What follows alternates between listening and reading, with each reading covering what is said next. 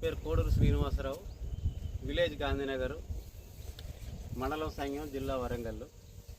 నేను ఈ పసుపు 2 ఎకరాలు నాటడం జరిగింది.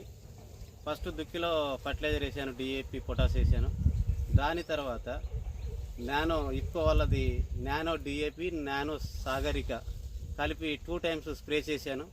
ఇంకొకసారి నానో డిఏపి, నానో యూరియా కలిపి స్ప్రే చేయడం జరిగింది. దానివల్ల మంచి గ్రోత్ వచ్చింది.